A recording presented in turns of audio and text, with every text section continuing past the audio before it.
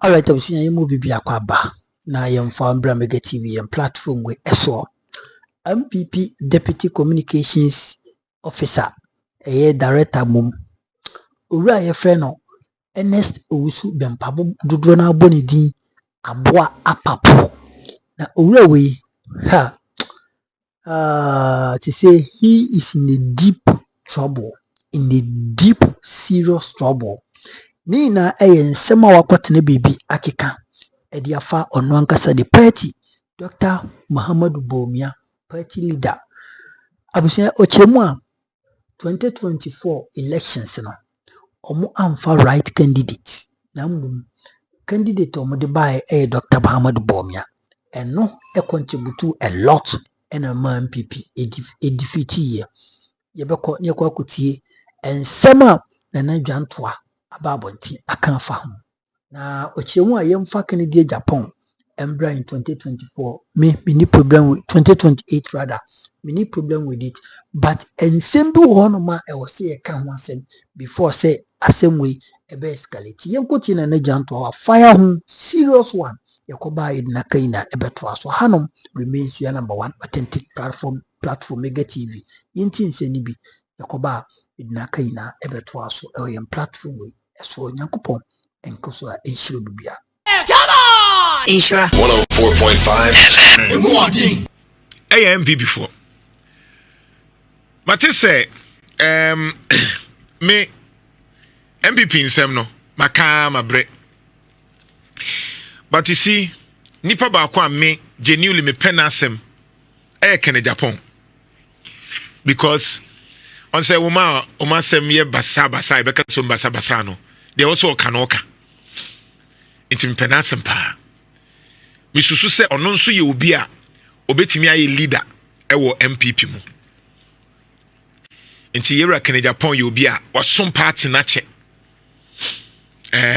to bia no akeka nsem bia na aboro so but mahu se na nse wo sua de MPP fo ntimi nyi Kennedy Japan emfiri mu omuntimi nyi Kennedy Japan emfiri mu omahu the force are owo anye bia the last primaries here who say 1/3 of MPP for the okutawo mu into our sa to me no say enche na menim say MPP for no mu say kwakoto aba I say you flag bearer into flag bearer say so for mo ma yi o mati Bawumia ono ankasa beba Kennedy Japan ya tenenka yewura ya osei adutum ono nso ya tenenka ena Ira Brian Champon ono nso asa obekọ asa onkobat ono nso yatete saa enka no say 4 people are yate pa de Dr Bawumia Kennedy Japan Dr Yaw Oseduchum ena Dr Brian Champon doctor o PhD in fact oye ne second PhD that papa ne mrepe mu meba be kana asem Dr Brian Champon ni suba is very different from the amuhu no o nipa pa Dr Brian Champon. But nipa for in a man who say so far, omayi omuti ewumu. But one of the things I mean say, obia obe wini wo MPP mu no. We hear other people to support you. The minimum wo political party. Nti ade ba kwa me kaya Joma Hama ye ya mani je pa ne say, o wini wie ye no. Yewra Kojobo nsu. Yewra Dr Kwabnado do Ene you can say Professor Joshua Alabi. Odomo nyina ba back e ka say yen nyina yen ka ye humbom na yen support Dr Bawumia nso ye bi muntie MPP for Ernest Owusu Bempah oni ye Deputy National Communication Officer of the MPP aboa papo okoprempenti yen nyina ye seniors enra wase ase kasa kan ketisi Oyepa TV onemi nia paka ena twetwe nkomo ena wase ase MPP for the wrong candidate ne baye Dr Bawumia no a wrong candidate MPP for o man fa ni papa ama eni to mututi ano no intiti so mo de Kennedy Japan na eba me makacho se Kennedy Japan o wini flag bearer many beje Dr. Educhum, Ewinia, many bechi, Dr. Brian Champo, Obia, because Ghana, impuntu ni Ghana yedi. enti ometimi aboa ama Ghana akoso because we hear NPP so mo so be boa ma John Mahama amemu na konanim enti right now we need somebody or a leader na etimi right now as we speak ni yeni Dr Bawumia onye leader biem ti say akwa party ni side ti Dr Bawumia odo ni mu odu no ye flag bearer for 2024 say onye flag bearer biem. But what is the point? Aboa Papa ye Ernest Owusu Bempah asha ase keka nsem a etwitwiri Dr Bawumia Dr Bawumia Ghana fo ahu say Dr Bawumia no ye wrong candidate. Aboa Papa sa branche na okasa ba ha didi obia tem ne kasa enye se wuyi na pofri ono ne number 2 a sabi ne nsem a oka no etimi ma party elusu Owusu Bempah ka kire obi se oye wrong candidate. Dr Bawumia na Owusu Bempah Aboa Papa mo campaign se Ghana fo ento abama Dr Bawumia no say the wo ka kire say nipa na nam so onto yento abama no to become a president no say na oye wrong candidate. Wo na wo say yento ma Dr Bawumia no after say wo sha say ye wo campaign no me kana Japan me ni problem me pena asem pa entenye kana Japan asem na meka me paka Aboa Papa eni nipa enti kana Japan crowd no madam monye careful. Minim say bia Aboa Papa kam campaign team ho but monye careful because ye won crowd bi wo ho a wo di omu attach wo campaign na obelusu. I'm telling you ye won crowd bi wo ho a se wo ye campaign na wo di omu bata ho a obelusu ba ko eye Aboa Papa enti ye rekede po me po asem but no kre wom ni say se wo ma Aboa Papa sha ase kasa na ogu Dr Bawumia ne NPP anima ase a I'm telling you say one hwe ya wo fortunes no ebekọ fom no kra bi wo ho a ewo se ka kire mo eno ne ye ka mo ntia ase no Aboa Papa onyi credibility. Aboa Papa Owusu Bempah oni credibility. Ope obi a oye radical o ka de ope ka ne boso asem etete ne ho keka de ope a eye ono a the same Aboa Papa na wo di Bawumia chi na wo support na po ema na po kan semhunu e kire Ghana for no all of a sudden what shall say hepese o say Dr Bawumia me Dr Bawumia nya ne campaign na me you but you see the danger is that se mo ankasa mo tete mo hu wie MPP for mo ankasa mo tete mo hu wie na janto a sha ase se obo a afi dem meka se na janto a MPP for asem se mo ankasa ye mo ho ese mo ankasa mo candidate ese mo ankasa mo nipa ebi obe flag bearer na mo tete mo hu wie na afi asem ne ba ne ye sha ase ebo a afi na mo be complain say na janto a MPP for atem na eye den na wankasa wo candidate a mo ka say Dr Bawumia ye credible then all of a sudden we lose unti mo ke kansem hunu meanwhile records be tell say the man mo lose pa ye Nana Danko Akufo-Addo the tosu mienu eye kenoforiata mo refi ana mo refi say eye Nana Akufo-Addo e na Ghana for say e ka ho ma Dr Baw ope die ntie ma Dr Bawumia lose pa ba ko ye Nana Akufo-Addo the tosu eye kenoforiata it's Dr Bawumia crowd there on bemu in the first two. So why do you blame a candidate knowing for sure say Dr Bawumia na mu no Dr the Nana Akufo-Addo ye no wo krom ha now na wontimi nje ne ho no na ya asem foforo ye rekene Japan me pe asem but o pese ukọ wanim na Ghana for ji utuma emfa obi ti se Aboa Papa emba meka nkofo na omuka bi ma no enye sa me say omebema wo ho nya akono because sankofo we did you did nkrofo atem nyoma o maye wo krom ha no I'm telling you omuni credibility enti hweye na MPP fo nso mo hweye na nsen ya Adwoa Safo sha ase kasaye no mo stop Adwoa Safo se mane nka de wo ka all of a sudden Owusu Bempah ye MPP deputy communication director wasa ase ke kansem a SM party no enti yera general secretary JFK unhu ye Yes, enti we nsema na n'adwanto anso waba abontin. Na utie nsema na n'adwanto eka na ewom papaapa. Esi den ena aboa papo 2023-2024 udi Dr Muhammadu Bawumia ho adanse. Okachire wiase nyina ene Ghana fo nyina say Dr Muhammadu Bawumia is the only person that can lead the party and he is the only person that can solve Ghana ye problem. Na say ne papa na ko elections na wakwaku lusu poto a ene wo aboa papo watwa ho fa te se aboa kankan krudo ene wakwaku gina honom say ai Dr Muhammadu Bawumia enye the right candidate and same way me mega me kan bia Bawumia aboa papo yo bi a ne kasa anye said eye na n'adwanto oka no aboa papo yo bi a obu ade aboa papo yo bi a bra na ye ka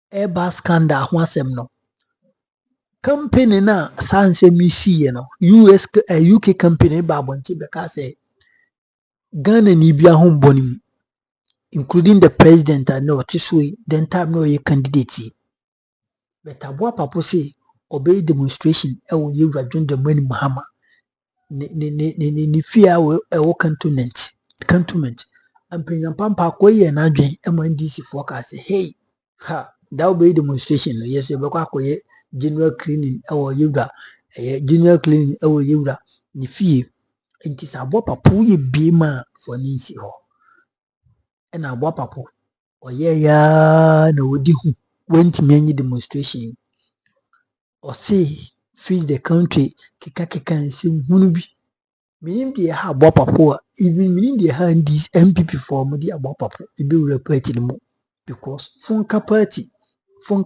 say munim no mame kunadu Ajima Rollins yes yura Rollins the blessed memory yankopɔ fa de currency ni yire ni party enana aboa papo owom yenim de ekoso a saa aboa papo etimi fa ho a ebe wura MPP mu ema omo ye deputy communications director oje hu ba bia won tiase eno nkoda aboa papo ye MPP for lose election oba abonti esan be condemn Denis Miracles Aboaje ebe yidi na tem ka chense omu edisika twitwi di bi ma no odi ye we amiye hu ampa sa aboa papo nsema oka a opese o campaign ma Dr yewura Kennedy Japan no wa tena se wa dwen ho wasusu ho wa hu sampa Bawumia achidifo binum edi sika wanya bi ani enti ene on support Bawumia ne en support Bawumia china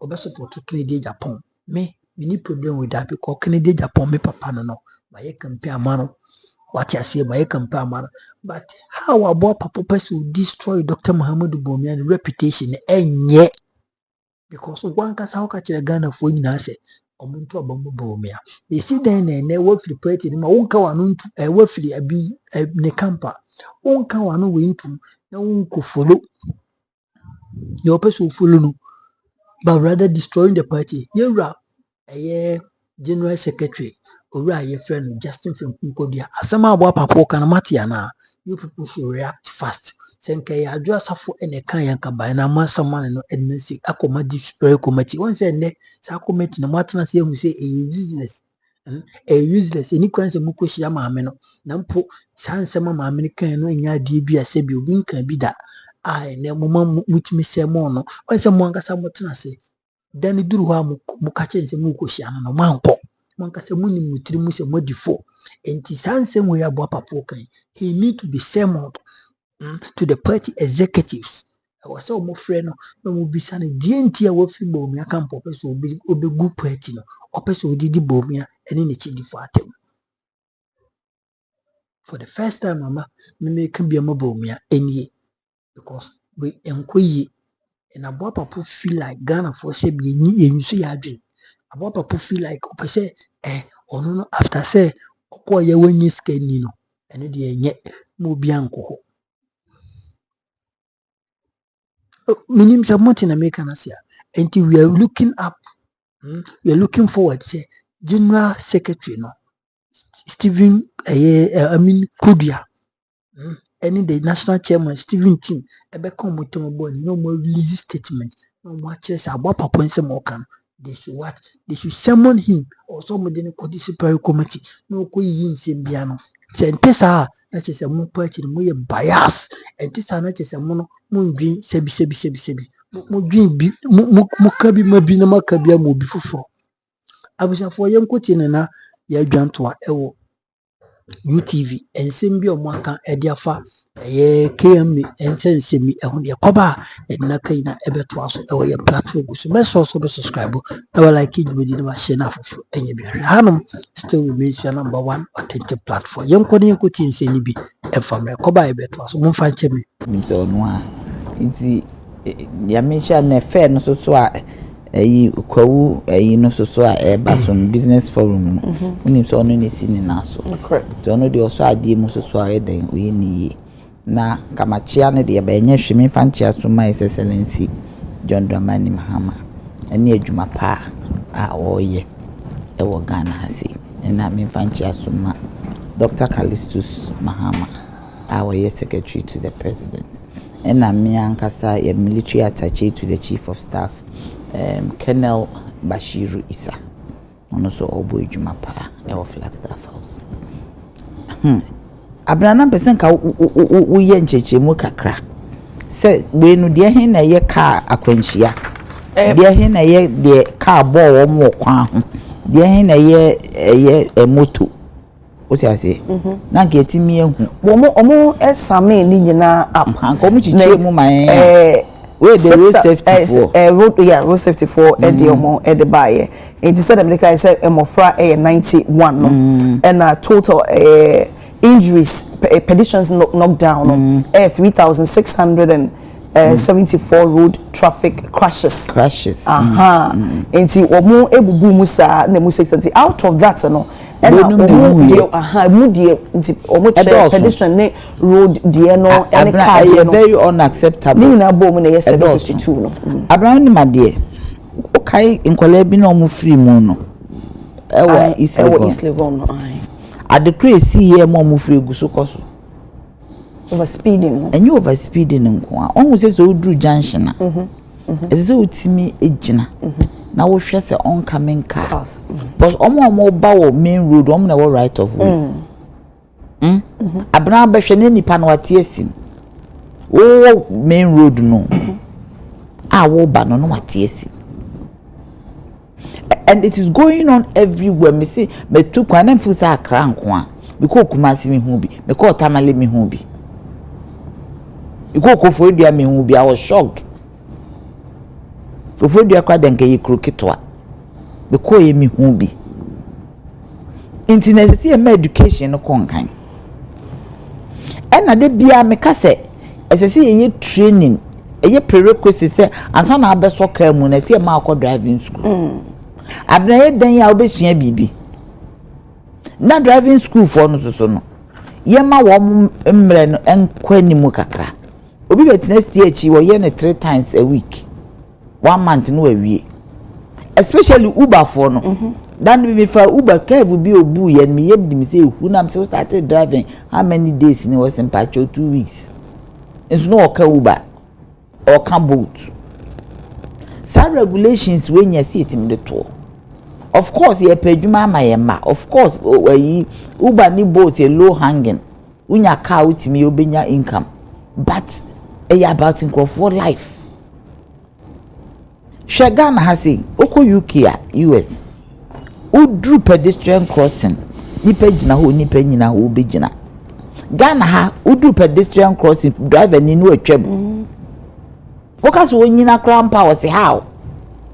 Obu okra nipe jina ho no atwam. Osimase into the whole driving a yini nyina necessity make am myself. Na say be me hu say amaleba lawyer ogina kwa mu no hwe medians. Say na medians no block enkrofo awo mo ba. So ni medians they advert. Yes, a blocking enkrofo no wo ka ho asem. Sometimes in wura sometimes pedestrian cross a pedestrian walkway na you be ton ade e wo so into what ton ade o pedestrian walkway no he fa na nipa na nfa eno na me say mayor okuma say aka na say wo momo na wo twimienu nya say say dem fiam so say pavement so beton niema e wo ho na ntwi wo na nam kurum say na say na ntwi ni no be kom no de akoma prison for penamware omo nutrition no protein ni sa o ti ase me hairdresser wo East Legon Boundary Road na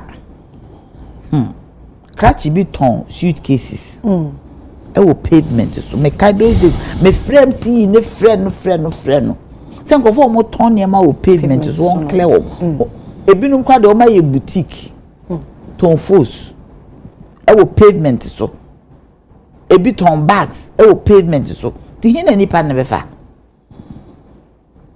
hin fa na nipa na befa inti nipa na is competing with your friend is saying vehicle na e ba no osimasi truck driver enu bi na obi person obeye bi anye yi so ye mate osimi baba be first year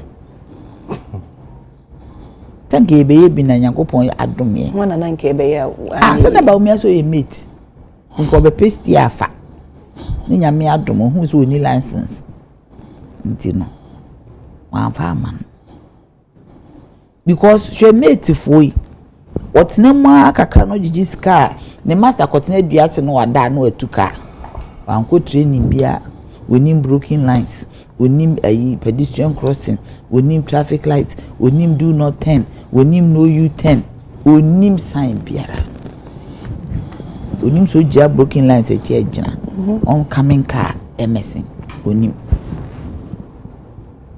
because one we need training bia nti we na sa no edin na he for na you responsible for road safety nti na make us omo ma me say mire bi na omo so omo niska ka me poko peska bi aboa omo ko ye fundraising na ka me na omo aye adwuma ba me hwa ade na chese me ya na but Ghana ho o sha na nya den nya bibia na chese me ni abre ni ye campaign dey to na say no so hu nya omo ayi ntia na na me bre ya dey na sa part no one champion me champion se me nya emu se dey metimi a champion ni say presidential staff ye me be use eno kwa me use nam dey agese adwuma me say me kwa mal about time na me nyan because I was very me call and I was prepared me ye proposals ni adi nyina but campaign taking time na creating that's not campaign me CPP no mo ko hinfa that mean waste me time o go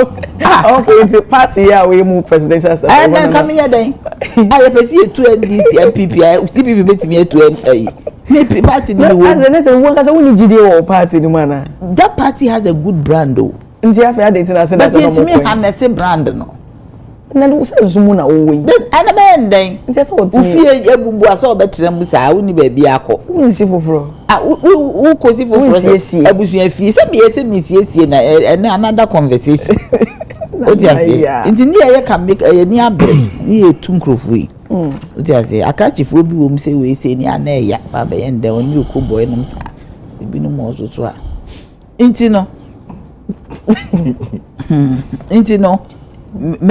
me anya but we need to do it okay because this is as I see you hear fertilizers dey be our highway police for kuta fertilizers a highway na wo me who so ma kuta fertilizer wo krom da drink driving ebu okọ be driving no na oye yi wanom wa twa kakra na ni so any bisi obu oso so because so ofu say ohia sikanti the driver should rest and we should teach people road signs very very very important so as I see a teaching road signs na obia etimi hu say ha na say mefa there should be as me feel say there should be a collaboration with GPRTU and road safety say omo betimi akọ drivers na so ye na o ma kire wo na almighty say the ebinum driver that aka so onko driving school a ompene but ansa kra ko renew license kra see etimi ma o go through a certain kind of test to know say unim the wo ya na very very important na ka me breakdown say accident no highway na dooso ekrum na dooso what you say so we know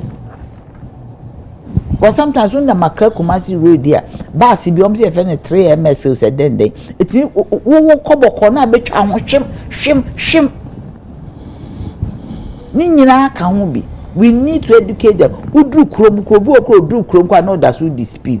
Near they are told say, don't come more than 50. Don't go more than 50 kilometers per hour. It's only part than 120.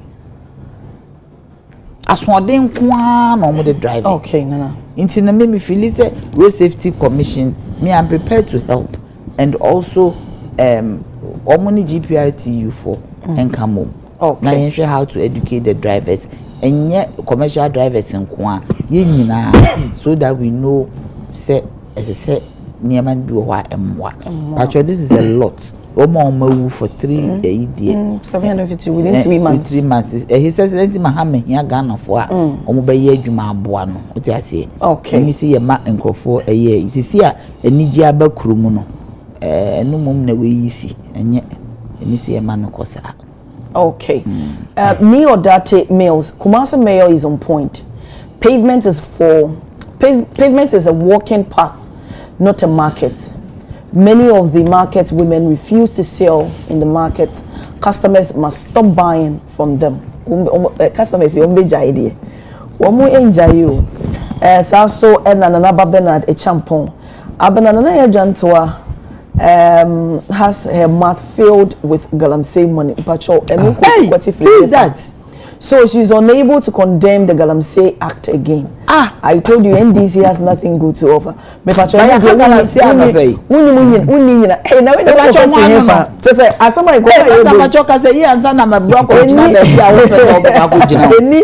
any offering say discussion no. But any Galamsey money a woman. Nipa quality as I say nanka wo solicit fund kra na. Yes. Akoboa safety for intimacy. I mean, yeah, for the purpose of education, and never be saying, we say it, then, I mean, I'm sorry to say, we condemn it because no crebi, Nana Kasa hasi. Okay, you unti yen toa mamemba onobo nate honum. Abraham, I mean chia yakra for anana pay. I mean chia, so this is my first time say me know chia was set. But I've been watching. I think say we are there. I say I cannot be ya. But me bomb pie say me say ba me so hwe me bomb pie say on fire suban no. Hey, honorable Nate. Azame na wo. Ya beat me chen. Nti me say on fire suban say me boy ya bi. I say say wo chire. Na ya no so me fa say ne bia to so ya. Nti de he. Ya bia ya. No there be no so me ti man fa nkosa de he. De he. Say ya suban say Ofi Brombai in Kran Hayoti, on Kran ni Bema be apart from me. And so on me chira kwan. Now who the ocean? Oh yeah. Yeah, Mr. Prince. To me fair Prince. The Prince okay. Said that we see okay, we will depend number until date that directly went to me and friend. Say I me fan is me fast FC Prince so and son I do ya nchen. Ada wa no Nana.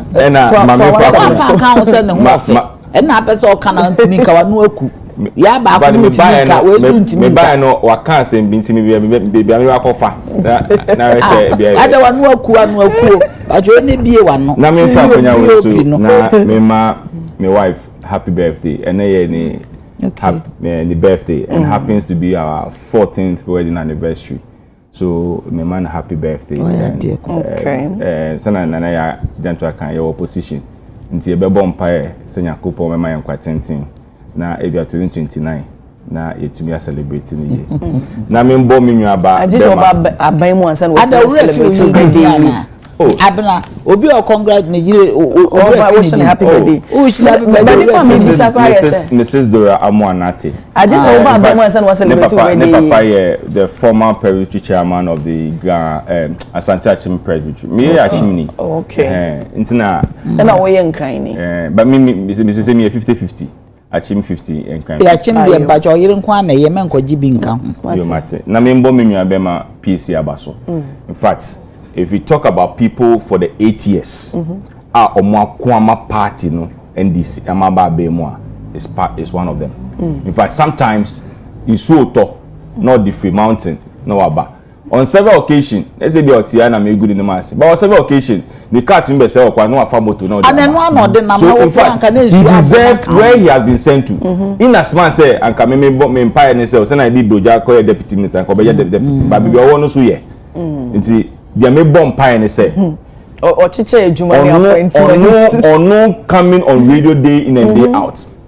Criticizing previous government. When whom you might be any it is my prayer, say, you will make sure, say, boss that wohono, a be fan into my pa, ifra. Senebeya, ye mbua ye politics and when appointment is given to us, or more appointee and will not regret of giving us appointment. And I know, say, or no the ongumi ni masi. I come in your kuku, but I know my friend, I'm Kuku, now I'm here, or so me take more me fiku maseba. Miss Ube do a frame, on be feminine so on until so or we out to Kuku, Miss L, my Miss Minto coming home be our share. Oh, Binya, I know, say, to be honest and be sincere with you, there are some of them that I know that it will be extremely difficult for them to disgrace us, in the sense that they criticize very well. So they will make sure, I mean, that is one thing about me. I criticize a lot. So if I'm doing something, I make sure say I'll do the right thing, so you won't criticize me. It's a name. And I pray, say the good Lord will help you and you will boss to succeed. Yeah, that's it. Abna, any topic, 752 in 3 months. In fact, sana ya nana ya kai no. Nipa ba ku kra no. In fact, obehu obi a ni maame at the age of 100 and something years. But you see how the family will be weeping. A chair will say, Nipa, irrespective of the way a Nipa is in any age, Nipa wedding, and we here. Obi ne kan asem chair say, look, a Nipa there, and so you're now. There are certain group of people who are free any community here. You inform on your free, but Manipa in film will talk about it because one, such a person you know say, we dear, me friend be prepare me fee. Obeso na pa na ofi nyina ye fi a de obe kan say oh asimesi wo hanka me friend by here. So 752. But the question that we need to ask ourselves is what are the causes of some of these accidents ever? Me want university. So me call school I have only one bus I medical. STC. Me fa bus baby. Okay. Because my perception at that time now there's this Ford cars no. Oh, almost every day we get accidents on the Kumasi road. So me pay. But the question that we need to ask ourselves is, what measure do we always put in place to ensure say some of these things will not happen? Me who Amaliba I think about 2 weeks ago I was N1 way so. Now all share how to deal with the situation. Oh full top where your bus stop now echo be your maximum new office no. Also there's a bus stop be abofu I must see astroturf no. When you get there it's so nuisance. Say free motorway eba Akramo opposite there's another bus stop, another nuisance. Udu La Paz and they are west. Udu La Paz a component achimota overhead. And you see Ubemu say ebia u focus me na say o ko. Trotro driver wa park afa obi ana obi esi form or room no you know even what to no room obehu a fine. There are some people who also think that oh their vehicles are big into or car it doesn't care about the small cars the saloon cars now no they are baby shame. But one problem we have as Ghanaians they say ye fa asem ba ko na e ka ho asem a ye beka asem kakra no na ye jai ubekai Adenta Madina yeah overhead no in fact for almost about 3 to 4 months we're talking about it because they were castigating against the Nado at that time because Obi should name and a buy copy sika gidi and they koye and they kona kwhwe se nipa in faso otimi hu pepepe then no akogina no watwem because us ewa but that's the safety. In fact achimota here on Amaliba corner 2 weeks ago omu constructive And so people, they will finish with it and then they will not use it. In fact, when you go further, Udu Kata Hotel in Nimho, they won't use it.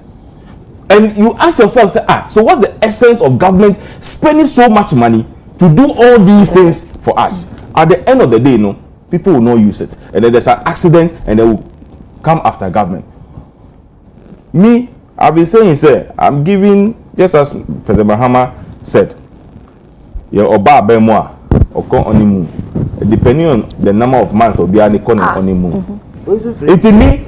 I'm not going to say so in 3 months, no. In a President Mahama honeymoon. So also Oba, your money me. So contextual. Yes. You see the word honeymoon. Was it TUC for honeymoon? Jamaica no honeymoon was it TUC for?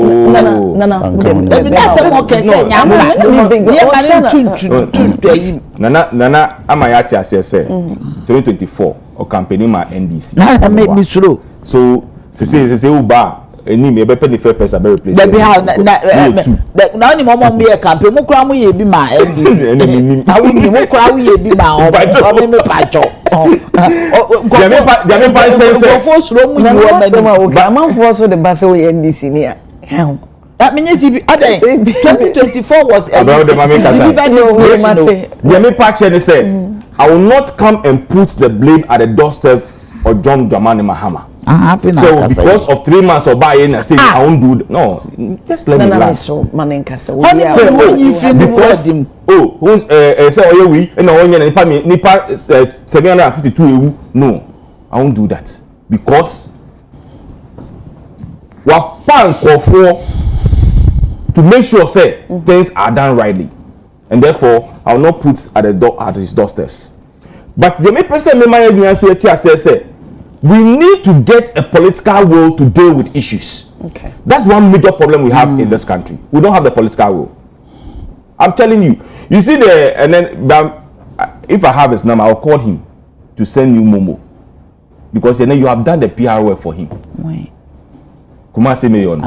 I watched you before coming. You did a perfect PR work for him by just trying to polish what he said. You see, but Ukomwa, to be honest, I agree with you. Ukomwa, what he's saying, there's absolute sense in what he's saying. The only thing that Odika wants to be for, but what he's saying is the truth. Look, call Accra police is here. Just opposite Accra police, Octagon, Accra City Hotel. Look at the media. Daniel Yefen is a boutique. When we turn to Kimbu, how do you call your friend say police station? You get access. In fact, from Adabraka, now we call your friend is a cocoa board there. Randy at the office now. In fact, they have taken one lane of the road. It is not nobody you are using the other lane of it. Uko kampe ye into Abama. So and I keep on saying, especially in Accra, 2 political parties, and Accra, IFI, and Accra, the NDC and the NPP. Yes, one. Okova Napo started here when President Mills gave him the mayor of Accra. When he started, the former national organizer of the NDC, Yabwa Tinjan, also share.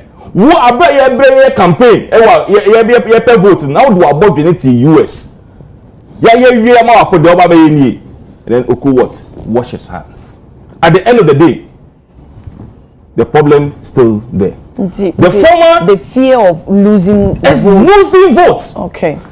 The former regional minister, Honorable Henry Quarty, started in Greater Accra as a regional minister. Our old people started insulting him, saying all manner of others even went to a extent of going to the president to lie about him. Now, organizing National Party headquarters, doing demonstration here, then Harry have to wash his hands. And now Menuka say, go to where a friend is saying, Opamu Onyo market, no, it's nuisance. In fact, they say, oh, they are a change first. I'm not sure they no, in fact, it's one of the projects. Now, your friend is saying, Agenda 111. In fact, that place itself, that's my constituency. A Ministry of Youth and Sports. Asase. no na honorable Joseph ebe kasafa ho nye no. Oh yes, that place. And sa ohodum no Rolling time, no, they decided say. Say Anniversaries. Was it? They talk and he raised that issue about it. Papa, no, but he's not the only person now at that time. All the people at that place, everybody. In fact, there were 2 transport company. There was one that belongs to I don't know say whether I say any Diao and I said Nipano Kona Owusu Bempah. But the man came to my house. The owner of the company, the transport company, they came to my house because I was the MP at that time to come and plead with me to see to it. So I buy the NRD. And when you look at it, honestly, that road at that time from your friend is Obeche be Edukwa now to me Faso. So I have to go and worry Amakwata to come and do asphalt overlay in Waho. The area and did 3 months. And they say because tracks I can say by any Jane sa and you see scrap deal a whole bazaar. So you see some of these things no I am just hoping and believing say measure that will be put in place by the assemblies. You bet to me then I supported the assemblies to your friend and deliver. Ma obi and kakase regional minister per se say MC per se or say and he would reading politics into it. Other than that me I'll keep on saying say look we will still be where we are as a country because you did be burden a better politics. And then I make our baby say, look, excuse those who are even eating to forgive me.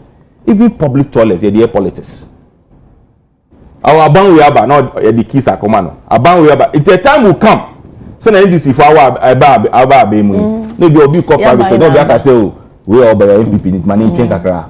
Because everything is about politics. What's be training? No, yes, that's the politics. You see, we have made this country so partisan to a sense. Say, developing this country is becoming a problem. That's why I said, what the man said, I perfectly agree with him.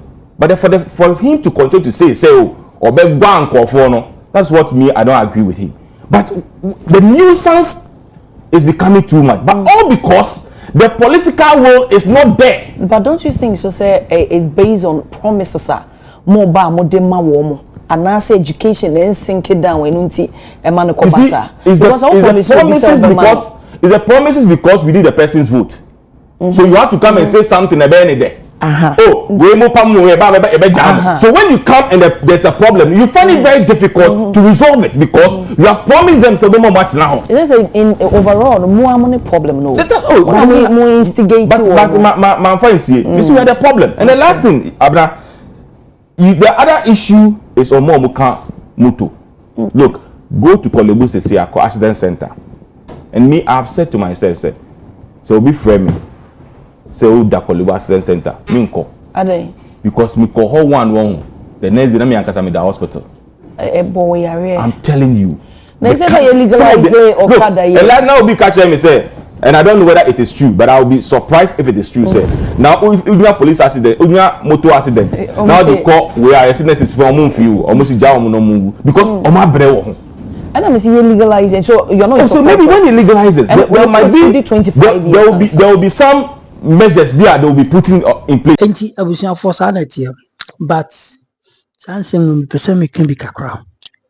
Efa TMA Kumasi Metropolitan Assembly saa nneɛma yi a wɔpɛ sɛ wɔyɛ market ɛne saa ɛyɛ traffic yi a wɔakɔɔse ɛwɔ roadside yi mesrɛ mo ɛyɛ nipa ho adwuma ɛna moyɛ nti sɛ bibi nkɔ yi a monhwɛ hu sɛ ɛyɛ abotare monhwɛ hu sɛ biribia no abotare ɛna yɛde yɛ yɛmfa gidigidi ɛnyɛ bibi wɔ kurom ha Ghana for the chiri kura no Ghana ni the chiri ni se politician obeto abama no wie na wo sen abe gidigidi won so eno no wanhwe yi a ebe woni tirim sa akopem se abato me bi dro obeto atiawo but papa na obeya amane no masa onkai that is the fact me ka chew the politicians eye papa edima timamfo Ghana fo a Yebekai kakra but the politicians aya de bi asabi etiatimamufo a Ghana for ye kai sen papa no and that is truth everybody knows obi ani ngukurum ha. Everybody knows. Obi ani ngukurum ha. Obi anso wo hwene, obi anso nim.